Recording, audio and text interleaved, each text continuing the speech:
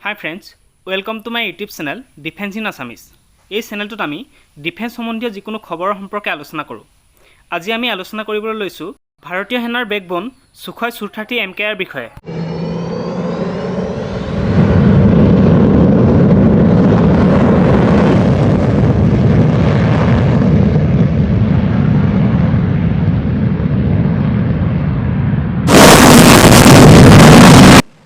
সুখoi Su-30 AMCA ৰাছিয়াত নিৰ্মিত এক 4.5 জেনেৰেশ্যনৰ যুঁজাৰু বিমান। প্ৰথমে জানো আহক যুঁজাৰু বিমানৰ ক্ষেত্ৰত প্ৰয়োগ হোৱা এই জেনেৰেশ্যননো কি হয়। যুঁজাৰু বিমান এখনৰ ডিজাইন এভিয়নিক্স আৰু ইয়াত সংযোগ কৰা ৱেপনৰ ওপৰত ভিত্তি কৰি যুঁজাৰু বিমানসমূহক বিভিন্ন জেনেৰেশ্যনত ভাগ কৰা হয়। যুঁজাৰু বিমানৰ ক্ষেত্ৰত জেনেৰেশ্যন সলনি তেতিয়া হয় যেতিয়া যুঁজাৰু বিমানসমূহত নতুন প্ৰযুক্তিবিদ্যা প্ৰয়োগ কৰা হয়। এনে নতুন প্ৰযুক্তিবিদ্যা প্ৰয়োগৰ বাবে এখন নতুন বিমান নিৰ্মাণৰ প্ৰয়োজন হয়। যুঁজাৰু বিমানৰ ফাৰ্ষ্ট জেনেৰেশ্যনৰ বিষয়ে জানো আহক। MiG-16, MiG-17 আদি বিমানত প্ৰথম অৱস্থাত কিছুমান বিশেষ এভিয়নিক্সে আছিল, য'ত radar, self protection counter measure system নাছিল।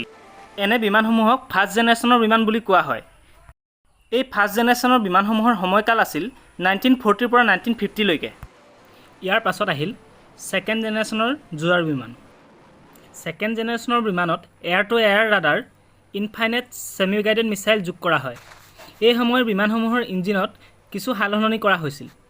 1950 পৰা 1960 চনলৈকে এই জেনেৰেশ্যনৰ বিমানৰ সময় আছিল। ইয়াৰ পাছত আহিল থাৰ্ড জেনেৰেশ্যনৰ যুঁজাৰু বিমান। এনে থাৰ্ড জেনেৰেশ্যনৰ যুঁজাৰু বিমানত মেনুভাৰেবিলিটিৰ শুধৰণিৰ লগতে এৰিয়েল এংগেজমেণ্ট আৰু ভিজুৱেল ৰেঞ্জক চকুৰে নেদেখা দূৰত্বলৈ লৈ যোৱা হয়। 1960 পৰা 1970 চনলৈকে এনে থাৰ্ড জেনেৰেশ্যনৰ যুঁজাৰু বিমানৰ সময় আছিল। ইয়াৰ পাছত আহে ফ'ৰ্থ জেনেৰেশ্যনৰ যুঁজাৰু বিমান। এনে বিমানত head up display optimise aerodynamic design দেখা যায়। MiG-29, মিৰাজ 2000 আদি এই ফ'ৰ্থ জেনেৰেশ্যনৰ যুঁজাৰু বিমান। 1970 পৰা 1980 চনলৈকে এই ফ'ৰ্থ জেনেৰেশ্যনৰ যুঁজাৰু বিমানৰ সময় আছিল। ইয়াৰ পাছত আহিল 4.5 জেনেৰেশ্যনৰ যুঁজাৰু বিমান। এই সময়ত যুঁজাৰু বিমানসমূহক ষ্টেল্থ অৰ্থাৎ ৰাডাৰে ধৰা নপৰাকৈ বনাবলৈ চেষ্টা কৰাৰ লগতে ৰাডাৰ তৰংগক শোষণ কৰিব পৰা উপাদানৰ দ্বাৰা বিমান তৈয়াৰ কৰাৰ ব্যৱস্থা আৰম্ভ হয়। F-18, ৰাফেল, সুখoi Su-30 আদি এই জেনেৰেশ্যনৰ যুঁজাৰু বিমান। যুঁজাৰু বিমানৰ ক্ষেত্ৰত বৰ্তমানৰ সময়টো ফিফ্থ জেনেৰেশ্যনৰ যুঁজাৰু বিমানৰ সময়।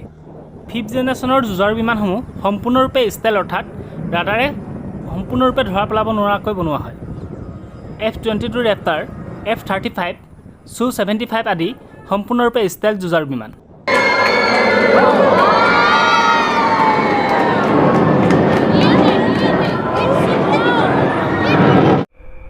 সুখoi Su-30 যুঁজাৰু বিমানখন 6.35 মিটাৰ ওখ, উইং স্পেন 14.70 মিটাৰ আৰু ওজন 17,700 কিলোগ্ৰাম।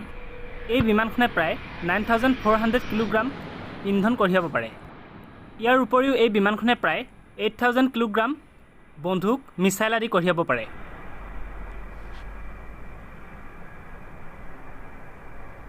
এই বিমানখন ছাটান AL-375 PF-ৰ দুটা ইঞ্জিনৰ দ্বাৰা উৰাণ ভৰে, যি 142.2 কিলোনিউটন শক্তি উৎপন্ন কৰিব পাৰে। এই বিমানখনৰ মেক্সিমাম স্পীড হৈছে 2.35 মেক। এই বিমানখনে 17.5 কিলোমিটাৰ ওপৰলৈ উৰিব পাৰে আৰু প্ৰতি মিনিটত 13.8 কিলোমিটাৰ বেগত উৰিব পাৰে। এই বিমানখন উৰিবৰ বাবে 550 মিটাৰ ৰানৱে আৰু নামিবৰ বাবে 670 মিটাৰ লেনৱেৰ প্ৰয়োজন হয়। দুজন পাইলটে চলাব পৰা এইখন এখন মাল্টি ৰোল যুঁজাৰু বিমান। এই বিমানখন ৰাছিয়াৰ ডিজাইন ব্যুৰোৱে ডিজাইন কৰিছে আৰু ইৰকুট কৰ্পৰেশ্যনে মেনুফেকচাৰ কৰিছে। ভাৰতীয় বায়ুসেনাৰ প্ৰয়োজন অনুসৰি এই বিমানখনক নতুনকৈ সজাই সুখoi Su-30 AMCA নাম দিয়া হৈছে।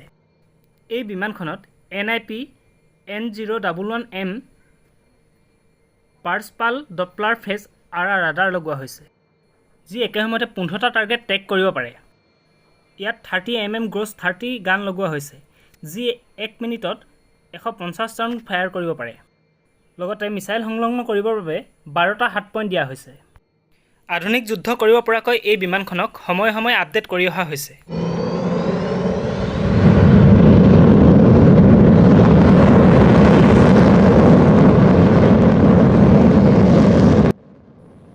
ভাৰতীয় বায়ুসেনাই 1996ত 40খন সুখoi অৰ্ডাৰ দিয়াৰ লগতে 1998ত আৰু 10খন বিমানৰ অৰ্ডাৰ কৰিছিল।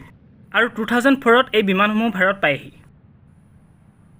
ভাৰতীয় হিন্দুস্তান এৰোনটিক লিমিটেডে 2003ৰ পৰা 2017ৰ ভিতৰত 140খন সুখoi Su-30 AMCA ভাৰতত বনোৱাৰ কণ্টেক্ট লয় ইয়াৰ ভিতৰত 119খন বিমান 2012ত ডেলিভাৰ হয় 2012ত আকৌ HALে 42খন সুখoi নিৰ্মাণৰ কণ্ট্ৰেক্ট স্বাক্ষৰ কৰে আৰু 2021 চনত HALে 272খন বিমানৰ চুক্তি পূৰণ কৰে এনে ধৰণৰ ডিফেন্স সম্বন্ধীয় খবৰ পাই থাকিবৰ বাবে চেনেলটো লাইক কৰিব আৰু সাবস্ক্ৰাইব কৰিব